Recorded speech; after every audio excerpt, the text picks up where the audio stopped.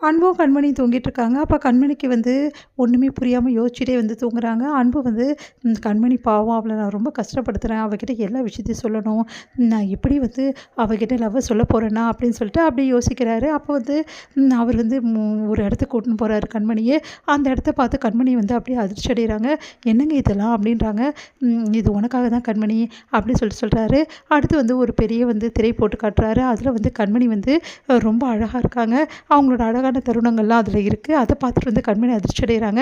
"என்னங்க இது நான் இவ்வளோ பெருசா இருக்கேன்" அப்படின்னு. "பின்ன சாதாரணமாவா? உன்னை ஃபுல் அண்ட் ஃபுல் நான் எடுத்துருக்கேன். பார்த்தல்ல, இப்போது நீ என்னென்ன பண்ணுற, என்ன வேலைகள்லாம் பண்ணுற, எவ்வளோ அழகாக இருக்க" அப்படின்னு சொல்லிட்டு ஒவ்வொரு நொடியும் நான் ரசித்து எடுத்தேன் கண்மணி அப்படின்றாரு.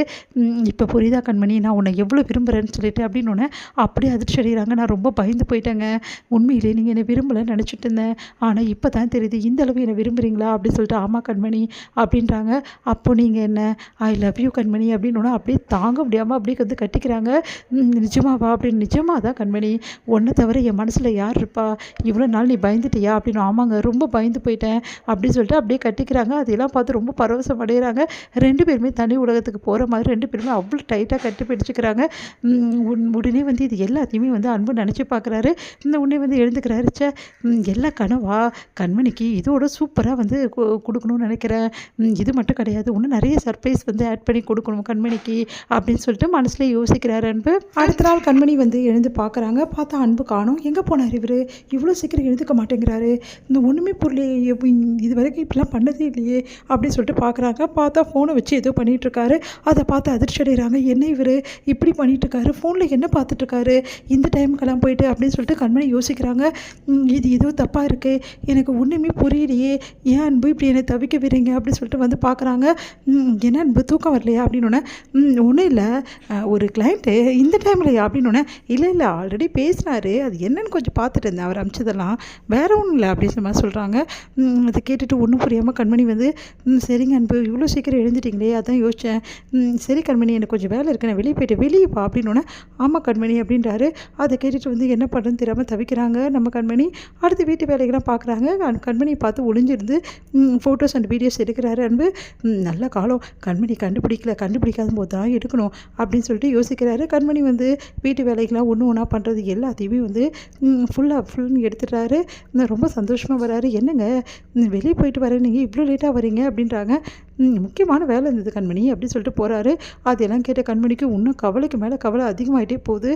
"என்ன நடக்குது இங்கே?" அப்படின்னு சொல்லிட்டு யோசிச்சுட்டே இருக்காங்க. கண்மணி ரொம்ப கவலையாக இருக்கிறத பார்த்து வெண்ணா வந்து, "என்னடி ரொம்ப கவலையாக உட்காந்துருக்க, என்ன விஷயம்?" அப்படின்றாங்க. இந்த மாதிரி நடந்த விஷயத்துக்கு எல்லாத்தையுமே வெண்ணா கிட்ட எதுவும் தெரியாமல் அப்படியே வந்து கண்மணி வந்து சொல்லிடுறாங்க. அதை கேட்ட வந்து வெண்ணா வந்து அதிர்ச்சி அடைகிறாங்க. அப்போது அன்பு மனசில் வந்து நான் தான் இருக்கேன் கன்ஃபார்ம் ஆகிடுச்சு, அதனால தான் அன்பு இப்படிலாம் பண்ணிகிட்ருக்காரு. இந்த விஷயம் தெரியாத இந்த கண்மணி யோசிச்சுட்ருக்கா, கூடிய சீக்கிரம் அன்பு என்கிட்ட லவ் ப்ரப்போஸ் பண்ண போகிறாரு, அந்த நாளுக்காக தான் நான் காத்துட்ருக்கேன். இப்போ புரியுதா என்னடி சொல்கிற அப்படின்னோடனே. "பின்ன நான் சொன்னேன்ல உங்ககிட்ட, அன்பு உன்னை விரும்பலை, நீ தான் தேவையில்லாமல் வந்து அன்பு வந்து உன்னை விரும்புகிறத நினச்சிட்ருக்க, கற்பனை உலகத்திலே வாழாதுன்னு சொன்னேன்ல, இப்போ தெரிஞ்சு போச்சுல விஷயம் என்னன்னு, அன்பு வேறு யாரும் விரும்புகிறாருடி. இங்கே பாரு வெண்ணிலா, இப்படிலாம் பேசாத புரியுதா" அப்படின்றாங்க. "ஏய் நான் சொன்னது உண்மை தான். சரி அப்படி இல்லைன்னா எதுக்காக ஃபோனை மறைக்கணும், எதுக்காக வந்து நடிக்கணும் உங்ககிட்ட சொல்லு.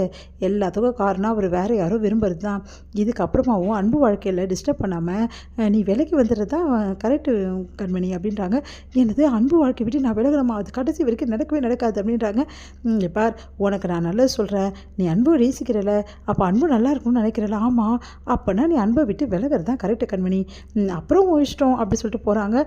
அதெல்லாம் கேட்ட கண்மணி பயங்கரமாக குழப்பம் அடைகிறாங்க. இவ சொல்கிறது உண்மையா? அன்பு வேறு யாரோ விரும்புகிறாரா? அதெல்லாம் நடக்க சான்ஸ் இல்லையே. இவ ஏன் என்னை இப்படி குழப்பி விட்டுட்டு போயிடா?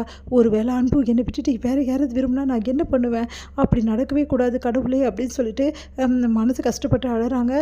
எதுவுமே நடக்கக்கூடாது, எதுக்கும் நம்ம கோயிலில் போயிட்டு வந்துடலாம், கோயிலில் போய் சாமிக்கிட்ட வேண்டிட்டு வந்துடலாம் அப்படி சொல்லிட்டு வந்து யோசிக்கிறாங்க நம்ம கண்மணி. உடனே கோயிலுக்கே கிளம்புறாங்க. பின்னாடி யாரோ பின்தொடர்ற மாதிரி இருக்குது. யாராக இருக்கும் அப்படின்னு சொல்லிட்டு ஒன்றும் புரியாமல் கண்மணி வந்து போயிட்டுருக்காங்க. பார்த்தா கோயிலில் அன்பு வந்து மறைஞ்சிருந்து கண்மணியை ஃபோட்டோஸ் அண்ட் வீடியோஸ் எல்லாம் எடுக்கிறாரு.